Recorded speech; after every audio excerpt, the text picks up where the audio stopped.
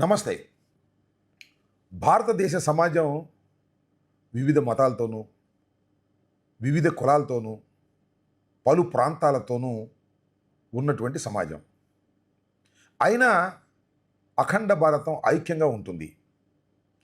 ఎన్ని మతాలున్నా, ఎన్ని కులాలున్నా, ఎన్ని ప్రాంతాలున్నా భిన్నత్వంలో ఏకత్వంగా ఉండి సమాజం చాలా పురోగమిస్తున్నటువంటిది భారత సమాజం. సరే, కులాలున్న తర్వాత, ప్రాంతాలున్న తర్వాత, మతాలున్న తర్వాత అప్పుడప్పుడు విద్వేషాలు, కొన్ని సంఘటనలు జరుగుతూ ఉంటాయి. వాటిని అణుచుకుంటూ సక్రమంగా భారత ప్రగతి ముందుకు సాగుతూ ఉంది. ఇక్కడ నేను చెప్పాలనుకుంటున్నటువంటి అంశం ఏమిటంటే, ఆంధ్రప్రదేశ్లో ఏ కులం వారు ఏ పార్టీలో ఉండాలి అని ప్రస్తుతం తెలుగుదేశం పార్టీకి చెందినటువంటి వారు, వారి అభిమానులు చంద్రబాబు నాయుడు గారు నిర్ణయించడానికి సిద్ధంగా ఉన్నారనేది కనిపిస్తున్నటువంటి ఒక దృశ్యం. ఇది చాలా బాధాకరమైనటువంటి అంశంగా నేను భావిస్తున్నాను. ఎందుకంటే ఏ కులం వాళ్ళు ఆ కులంలోనే చేసుకోవాలనేటువంటి సాంప్రదాయాలు ఉన్నా వాటికన్నిటికీ భిన్నంగా ఇవాళ కులాంతర వివాహాలు, మతాంతర వివాహాలు జరుగుతూ సమాజం చాలా పురోగమిస్తూ ఉన్నటువంటి సందర్భం.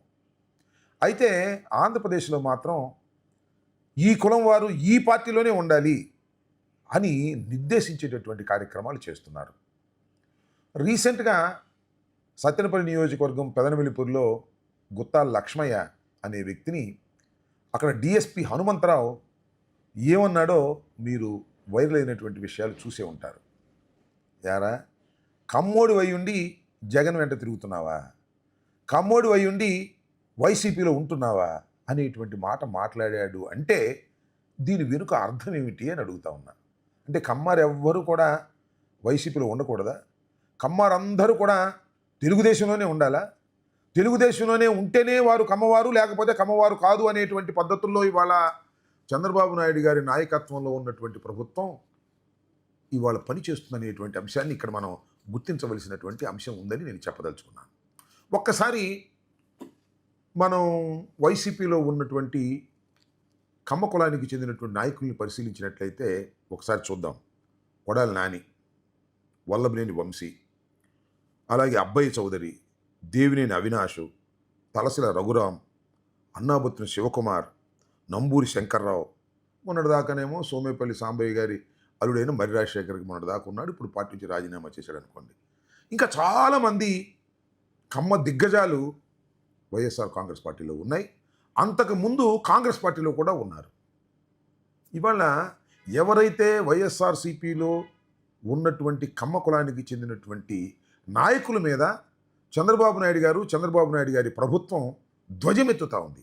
వాళ్ళ నాని మీద కానీ, రఘురాం మీద కానీ, లేదు మరి వంశీ మీద కానీ అనేకమైన కేసులు పెట్టి వారిని హింసించాలనే ప్రయత్నం చేస్తుంది. అలాగే అబ్బయ్య చౌదరి గారి మీద కూడా అనేకమైనటువంటి కేసులు పెట్టి ఇబ్బంది పెట్టాలనే ప్రయత్నం చేస్తుంది. దాని అర్థం ఏమిటంటే, నువ్వు కమ్మారు అయి ఉండి జగన్ అమ్ముడుతుంటావా, వైసీపీలో ఉంటావా, చంద్రబాబు నాయుడు గారు అమ్మట ఉండవా నువ్వు అనేటువంటి ఒక కుల అహంకారంతో ఇవాళ చంద్రబాబు నాయుడు గారి ప్రభుత్వం పనిచేస్తుందని నేను చెప్పదలుచుకున్నాను. ఒకసారి పరిశీలన చేయండి మీరు, నేను కాదని అనడం వల్ల పరిశీలన చేసిన తర్వాతే ఈ నిర్ణయానికి నేను వచ్చాను. నా అభిప్రాయం కూడా చెప్పదలుచుకున్నాను. ఇవాళ సత్తెనపల్లి డిఎస్పి హనుమంతరావు, ఈయన హిస్టరీ ఒకసారి చూసినట్లయితే తెలుగుదేశం ప్రభుత్వం పోయినసారి అధికారంలో ఉన్నప్పుడు కూడా విచ్చలవిడిగా వ్యవహరించాడు. మొన్న అక్కడ దాకేందుకు మొన్న వెంకటేశ్వర్లు అనే ఒక సిఐ నా మీదకి ఏ విధంగా దురుసుగా వచ్చాడో మీరు చూశారు. అది ఏ అహంకారం అంటారు? అధికారం, కులం, ఈ రెండు కలిసిన అహంకారం. నేను ఒక మాట చెప్తా, నేను మాజీ మంత్రిని. ఏదైనా ఒక సిఐ కానీ డిఎస్పి కానీ నేను తప్పు చేస్తున్నా లేదా నేను వైలేట్ చేస్తున్నా ఏ విధంగా ప్రవర్తిస్తారు? రాంబాబు గారు, మా డ్యూటీ మేము చేస్తున్నాం, మీరు వైలేట్ చేస్తున్నారు అనేటువంటి స్వరంతో మాట్లాడతారు తప్ప వేళ్ళు చూపించి మీదకు వచ్చేటటువంటి పరిస్థితి చేయరు.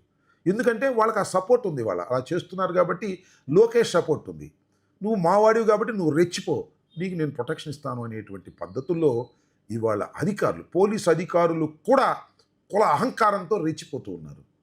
వైసీపీలో ఉన్నటువంటి కమ్మవారి మీద ధ్వజమెత్తి వారిని హెరాస్ చేస్తున్నారు. వారి వ్యాపారాలకు సంబంధించి కానీ, వారి మీద క్రిమినల్ కేసులు పెట్టడంలో కానివ్వండి, ఆ విధంగా వారిని హెరాస్ చేయటం అనేది సమంజసం కాదని ఈ సందర్భంగా నేను చెప్పదలుచుకున్నాను. అందువల్ల చంద్రబాబు నాయుడు గారు ఇప్పుడు అధికారంలో ఉన్నా ఇలాంటి ఛాయలు కనిపిస్తూనే ఉన్నాయి. పోయినసారి 2014-19లో కూడా ఇదే తరహాలో చంద్రబాబు నాయుడు గారు వ్యవహరించారు. అలా వ్యవహరించడం వల్లే చంద్రబాబు నాయుడు గారు దెబ్బతిన్నారనే విషయాన్ని కూడా ఇక్కడ ఒకసారి గుర్తు చేసుకోవాల్సినటువంటి అంశం ఉంది. ఇవాళ చంద్రబాబు నాయుడు గారి ప్రభుత్వం కూడా ఈ విధంగా కుల అహంకారంతో రెచ్చిపోయేటటువంటి పరిస్థితి చేయటం, చివరికి ఎవరైతే కమ్మవారు కాస్తో కూస్తో విభిన్న కారణాల వలన జగన్మోహన్ రెడ్డి గారి మీద అభిమానం అనండి, లేదా స్థానిక రాజకీయాలు అనండి, ఇలాంటి వాటి వల్ల వాళ్ళు వైఎస్ఆర్ కాంగ్రెస్ పార్టీలో ఉండి జగన్మోహన్ రెడ్డి గారికి అండగా ఉంటే అది చూసి సహించలేని. హిట్ టీవీ యాప్, ఇందులో short news, live news, entertainment shows, movies, digital magazines తో పాటు మీ జిల్లా వార్తలను కూడా ఫ్రీగా చూడొచ్చు. ఇంకెందుకు ఆలస్యం, వెంటనే హిట్ టీవీ యాప్ ని డౌన్లోడ్ చేసుకుని ఫ్రీగా ఎంటర్టైన్మెంట్ పొందండి. Hit TV app. Hit TV app. Please download hit TV app. Hit TV app ని ఫ్రీగా డౌన్లోడ్ చేసుకొని ఎంజాయ్ చేయండి. మీకు నచ్చిన ఎంటర్టైన్మెంట్ కోసం హిట్ టీవీ యాప్ ని ఫ్రీగా డౌన్లోడ్ చేసుకొని ఎంజాయ్ చేయండి. హిట్ టీవీ యాప్ ని డౌన్లోడ్ చేసుకుని ఆస్వాదించండి, ఆశీర్వదించండి. ఇంతమంది సెలబ్రిటీలు హిట్ టీవీ యాప్ ని డౌన్లోడ్ చేసుకోండి అని చెప్తున్నారంటే ఎంత మంచి యాప్ ఆలోచించండి. అమెరికా అమెరికా అమెరికా అమెరికాలో చదవాలనుకునే వాళ్ళకి విశ్వసనీయమైన పేరు మన శౌర్య కన్సల్టెన్సీ. UK లో 1 year masters, UK లో 1 year masters, 2 years work permit up to 5 years visa. Contact Saurya Consultancy. Contact 89851 89851.